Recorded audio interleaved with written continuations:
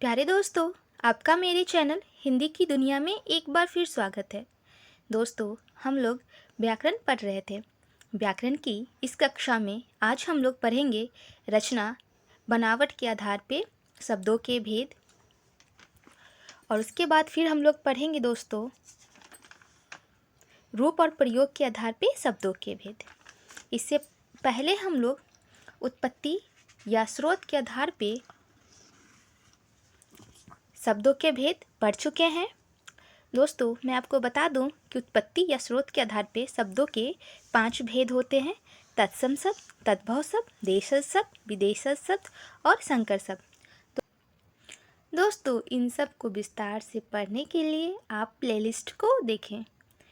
तो चलिए शुरू करते हैं आज की कक्षा, रचना या बनावट के आधार पे शब्दों के भेद। दोस्तों, मैं आपको बता दूं कि रचना या बनावट के आधार पे शब्दों के 3 भेद होते हैं। कितने भेद होते हैं दोस्तों? 3 भेद। पहला रूढ़, दूसरा यौगिक, तीसरा योग रूढ़। इन तीनों को अब हम लोग बहुत ही विस्तार से पढ़ते हैं कि रूढ़ शब्द क्या होते हैं, यौगिक शब्द क्या होते हैं और योग रूढ़ क्या होते हैं। दोस्तों, बहुत से बच्चे इन सब को नहीं समझ पाते कि रूट शब्द क्या है, यौगिक और योग रूट क्या है, या इन तीनों में क्या अंतर है। आज मैं आपको बहुत ही विस्तार से इन सब को ऐसे समझाऊंगी कि आपके दिमाग में ये सारी चीज़ें छप जाएंगी और आप फिर कभी ज़िंदगी में इनको नहीं भूलेंगे। तो पहला है दोस्तों रूढ़ शब्द। रूढ़ शब्द क्या होता है दोस्तों? वे शब्द जिनके खंडों का कोई अर्थ नहीं होता, वे अपने आप में पूर्ण होते हैं, ऐसे शब्द को रूढ़ शब्द कहते हैं। ठीक है, तो कैसे शब्द को रूढ़ शब्द कहते हैं दोस्तों? जिनको अगर हम लोग खंड करें तो क्या होता है, उसका कोई अर्थ नहीं निकलता। मतलब जैसे यहाँ उदाहरण दिया हुआ है माता। अगर हम लोग माता को खंड करें तो क्या बनता है दोस्तों? माँ, धन, ता। ठीक, माँ, धन, ता, माता। ठीक है, तो इसमें माँ का कोई अर्थ है नहीं, ता का कोई अर्थ है नहीं। इसका मतलब जब हम लोग इसको खंड करते हैं तो इसका कोई भी अर्थ नहीं निकल रहा है, इसलिए इसको हम लोग क्या कहते हैं? रूढ़ शब्द कहते हैं। ठीक है, अगर उसी प्रकार हम लोग बोले तो माता शब्द अपने आप में लेकिन पूर्ण है। अगर इन दोनों को अगर हम लोग जोड़ दे रहे हैं, इन दोनों को हम लोग मिला दे रहे हैं, तो इसका जो अर्थ बन रहा है दोस्तों वो अपने आप में पूर्ण है। क्यों? क्योंकि माता का अर्थ होता है, माता मतलब हमारी माँ, हमारी जननी, हमारी अम्बे, है ना। उसी प्रकार अगर हम लोग देश को भी खंड करें तो दे प्लस श, तो क्या बनता है? देश। लेकिन अगर हम लोग दे और श का कोई अपने आप में कोई अर्थ नहीं होता है, पर अगर इसको हम लोग जोड़ दे तो क्या बन जाता है? देश। देश मतलब दोस्तों जहाँ हम लोग रहते हैं, हमारा निवास स्थान। उम्मीद है दोस्तों कि आपको मैं समझाई और आपको ये बात समझ में आई होगी कि रूढ़ शब्द का अर्थ क्या होता है। ठीक है, रूढ़ शब्द का अर्थ वही होता है कि अगर जिन शब्दों का हम लोग खंड करें और उसका कोई अर्थ ना निकले तो वैसे शब्द को हम लोग क्या बोलेंगे? रूढ़ शब्द बोलेंगे। इसके बाद दोस्तों दूसरा है यौगिक। अब यौगिक में क्या है दोस्तों? यौगिक का अर्थ है मिलना। ठीक, योग मतलब दोस्तों क्या होता है? मिलना। हम लोग सब जानते हैं योग मतलब मिलना होता है। अर्थात वे शब्द जो दो या दो से अधिक शब्दों से मिलके बने हैं उन्हें यौगिक शब्द कहते हैं। ठीक है, कैसे शब्द? जो दो शब्द, एक शब्द और दो शब्द से मिलके बने हैं उन्हें हम लोग क्या कहेंगे? यौगिक शब्द कहेंगे। जैसे पाठशाला। पाठशाला कैसे बना है दोस्तों? पाठशाला बना है पाठ, धन, शाला से, ठीक ना। पाठशाला बना है ना, तो पाठ का अपना अर्थ है, शाला का अपना अर्थ है। शाला मतलब घर होता है, पाठ मतलब हमारा लेसन या जो विषय हम लोग पढ़ रहे हैं उसका जो अध्याय है उसको हम लोग पाठ कहते हैं।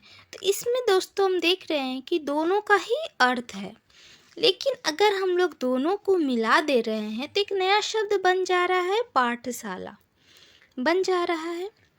तो ऐसे ही शब्द को हम लोग यौगिक कहेंगे।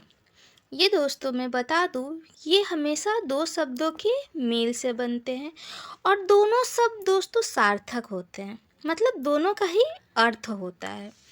उसी तरह देवालय, देवालय का क्या होगा, देवधन आलय, मतलब देवों का रहने वाला आलय। आलय मतलब दोस्तों गृह होता है, घर होता है। इसमें भी दोस्तों जो हम लोग दो खंड में विभाजित किए, देव प्लस आलय, उसमें देव का भी अर्थ निकल रहा है और आलय का भी अर्थ निकल रहा है ना। तो इसका मतलब ये क्या है, ये एक यौगिक शब्द है। उसके बाद दोस्तों आता है राजपुत्र। राजपुत्र में दोस्तों क्या है, राजा का पुत्र, राजा प्लस पुत्र, मतलब राज का जो पुत्र है उसको हम लोग क्या कहेंगे, राजपुत्र कहेंगे, ठीक। युवराज के लिए हम लोग राजपुत्र शब्द यूज करते हैं। इसमें भी बच्चों दोनों का ही अर्थ है, राज का भी अर्थ है और पुत्र का भी अर्थ है, ठीक है। तो इस प्रकार दोस्तों हम लोग क्या समझे कि यौगिक क्या होते हैं, जो दो सार्थक शब्दों से मिलके जो बनते हैं उन्हें हम लोग यौगिक शब्द कहते हैं। दोस्तों मैं आपकी सहायता के लिए बता दूं कि तत्पुरुष समास या कर्मधारय समास जितने भी होते हैं वो सारे यौगिक शब्द होते हैं। आगे हम लोग चल के अपने व्याकरण की कक्षा में समास जरूर पढ़ेंगे, पर आप समास का नाम जरूर सुने होंगे और उनके भेद भी आप जानते होंगे। उसमें से जो तत्पुरुष और जो कर्मधारय समास है, या तो फिर आप बोलिए जो द्विगु समास या है, वो सारे क्या है दोस्तों, यौगिक के उदाहरण हैं, ठीक है। तीसरा है दोस्तों उसके बाद योग रूढ़। अब इसमें देखिए योग भी आ रहा है और रूढ़ भी आ रहा है। इससे पहले हम लोग रूढ़ पढ़े, यौगिक पढ़े, पर इसमें दोस्तों हम लोग क्या देख रहे हैं, योग भी है और रूढ़ भी है। तो इससे हम लोग खुद भी समझ सकते हैं कि इसका अर्थ क्या हुआ। योग मतलब जोड़ना, मतलब कि इसमें क्या है, दो को जो हम लोग खंड करेंगे उन दोनों का अर्थ होगा, ठीक, अपना अपना एक सार्थक अर्थ होगा। पर दोस्तों वो दोनों शब्द मिलके जो एक शब्द का निर्माण करते हैं वो क्या होगा दोस्तों, वो अपने आप में रूढ़ होगा, मतलब वो सिर्फ एक ही जन के लिए प्रयोग में लाया जाता होगा। अगर मैं आपकी परिभाषा की बात करूं तो इसका परिभाषा क्या है, जो शब्द दो या दो से अधिक शब्दों से मिलके बने हों पर किसी विशेष अर्थ दर्शाते हों उन्हें योग रूढ़ शब्द कहते हैं। मैंने आपको कहा ना कि क्या योग मतलब दो शब्दों से मिलके बने हैं पर ये क्या है, किसी विशेष अर्थ को दर्शाते हैं। ये दोनों मिलके भी एक किसी तीसरे ही अर्थ को ये दिखाते हैं।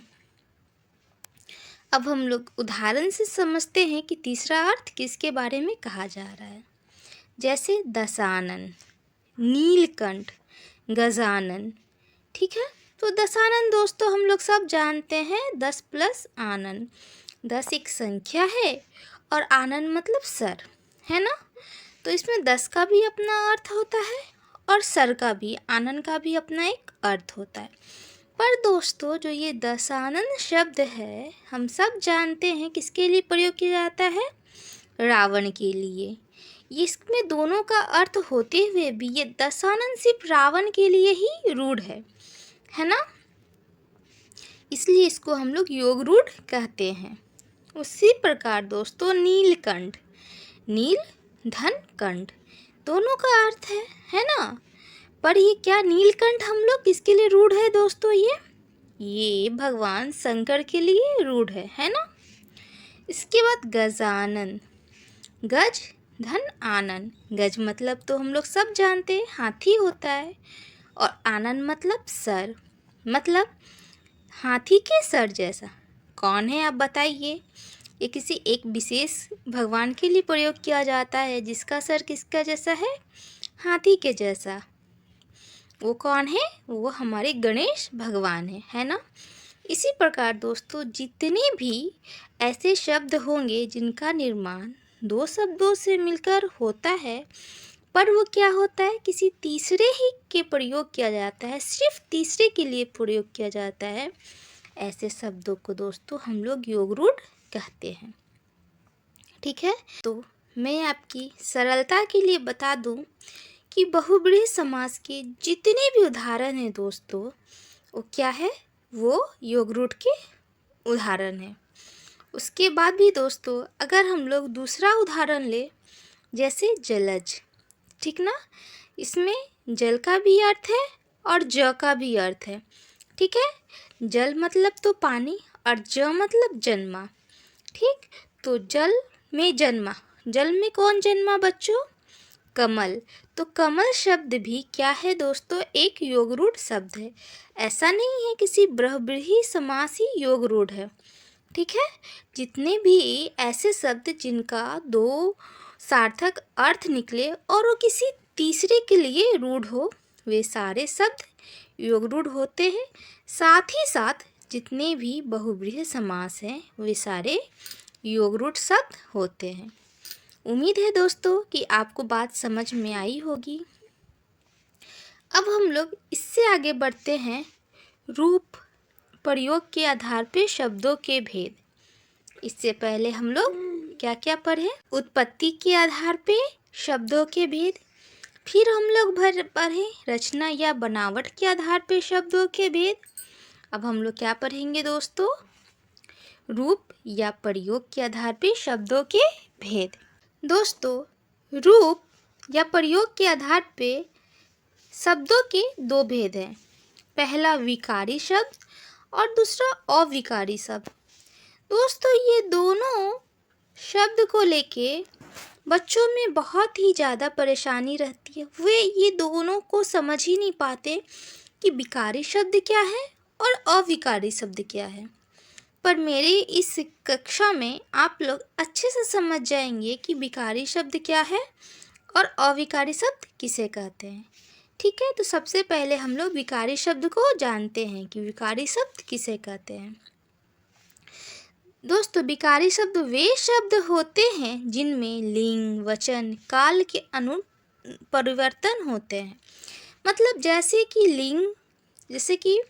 लिंग से स्त्रीलिंग हो या पुल्लिंग हो तो उसमें अंतर आ जाएगा। वचन कहे तो एक वचन हो या बहुवचन हो तो भी उसमें अंतर आ जाएगा। तीसरा है काल, कौन सी काल का है? भूतकाल का है, भविष्य काल का है या वर्तमान काल का है। ये तीनों की वजह से भी उनमें क्या हो जाएगा दोस्तों? परिवर्तन आ जाएगा। ऐसे शब्दों को दोस्तों क्या कहते हैं? विकारी शब्द कहते हैं। इस शब्द के दोस्तों चार भेद होते हैं। एक संज्ञा, दूसरा सर्वनाम, तीसरा विशेषण और चौथा क्रिया। ठीक है दोस्तों, इन चारों में दोस्तों लिंग, वचन और काल के अनुसार हम लोग क्या देखते हैं? परिवर्तन देखते हैं। जैसे कि अगर हम लोग संज्ञा की बात करें, ठीक है, तो संज्ञा अगर हम एक शब्द लें तो वो है कबूतर। कबूतर दोस्तों एक संज्ञा है ना। लेकिन अगर हम लोग एक से ज़्यादा अगर कबूतर हो गए तो क्या हम कबूतर बोलेंगे? नहीं, क्या बोलेंगे हम लोग? कबूतरों बोलेंगे ना। तो इसके रूप में परिवर्तन आ रहा है, आया ना। तो इसी तरह दोस्तों हम लोग क्या देखते हैं? वैसे शब्द जिसमें क्या होता है, लिंग, वचन और काल के अनुसार परिवर्तन आता है, उसे हम लोग विकारी शब्द कहते हैं। अगर मैं सर्वनाम की बात करूं तो सर्वनाम एक शब्द मैं लेती हूं मैं कौन हूं दोस्तों? मैं खुद मैं ही हूं। ठीक। लेकिन अगर कोई मुझे दूसरा बोलेगा, देखेगा, तो मुझे क्या कहेगा? तुम बोलेगा या आप बोलेगा, तो क्या इसकी वजह से मैं बदल जाऊंगी? नहीं, मैं तो मैं ही रहूंगी। तो इसके भी रूप में हम लोग परिवर्तन देखते हैं। ठीक है दोस्तों। तो दोस्तों हम लोग क्या देखे, विकारी शब्द ऐसे शब्द होते हैं जिनमें क्या होता है दोस्तों, काल, लिंग और वचन के अनुसार परिवर्तन आते हैं। ठीक है। इसके बाद दोस्तों आप हम लोग पढ़ेंगे अविकारी शब्द। ठीक है। तो अविकारी शब्द क्या होते हैं दोस्तों? अविकारी शब्द वे शब्द होते हैं जिसमें लिंग, वचन, काल के अनुसार कोई परिवर्तन नहीं आता। मतलब वो जैसे हैं वो वैसे ही रहेंगे। ठीक है। इसके भेद 4 भेद हैं। पहला क्रिया विशेषण, दूसरा संबंध बोधक, तीसरा समुच्चय बोधक और तीसरा विस्मयादि बोधक। ठीक है। जैसे कि मैं बोलूं धीरे धीरे। ठीक। तो धीरे धीरे दोस्तों एक शब्द है जिसको अगर हम लोग चाहें भी तो दूसरे तरीके से नहीं बोल सकते। यह एक क्रिया विशेषण शब्द है। ठीक है। उसी तरह अगर मैं दूसरा उदाहरण लूं, हे। ठीक। तो हम लोग जब हे बोलते हैं, जैसे हाय बोलते हैं, हे राम या हाय राम, कुछ भी दोस्तों हम लोग बोल सकते हैं। यह एक विस्मयादि बोधक का उदाहरण है ना। तो क्या जब हम लोग इसमें लिंग, वचन, काल के अनुसार दोस्तों इसमें भी कोई परिवर्तन हम लोग नहीं देखते हैं। तो उम्मीद है कि आपको ये बात समझ में आई होगी कि विकारी शब्द कौन होते हैं और अविकारी शब्द कौन होते हैं। ठीक है। मतलब जब विकारी शब्द वो होते हैं दोस्तों जिनमें क्या होता है, परिवर्तन आता रहता है। कभी लिंग की वजह से, कभी काल की वजह से, कभी वचन की वजह से। ठीक है। इन चीज़ों को भी दोस्तों आगे हम लोग बहुत ही विस्तार से पढ़ेंगे। ठीक। और विकारी शब्द के ये चारों भेदों को भी दोस्तों हम लोग आगे बहुत ही अच्छे से विस्तार से पढ़ेंगे। अभी बस मैं आपको शब्द पढ़ा रही हूँ, अविकारी शब्द और विकारी शब्द, उनके मैं आपको भेद समझा रही हूँ। इन सारे भेदों पे हम लोग आगे विस्तार से चर्चा करेंगे। तो दोस्तों यह था आज का क्लास। आपको ये मेरी कक्षा कैसी लगी आप कमेंट में मुझे ज़रूर बताइएगा। अगर आपको मेरी कक्षा अच्छी लगी तो एक जल्दी से लाइक कर दीजिए और इसे शेयर कर दीजिए ताकि आपके जितने भी फ्रेंड हैं वो भी इन चीज़ों को अच्छे से समझें। इसके आगे दोस्तों मैं अगले वीडियो में हम पढ़ेंगे अर्थ के आधार पे शब्दों के भेद। ये भी एक बहुत ही इम्पॉर्टेंट टॉपिक है दोस्तों हमारे एग्ज़ाम के लिए। और बहुत से दोस्तों को, बहुत से बच्चों को इन सारी चीज़ों में हमेशा ही दिक्कत रहती है। और मैं अपने सरल शब्दों के द्वारा या आसान तरीके से आपके जितने भी डाउट है वो सबको मैं क्लियर कर देती हूँ ताकि आपको किसी प्रकार की कोई भी दिक्कत व्याकरण में न रहे। ठीक है। तो इसी के साथ बाय।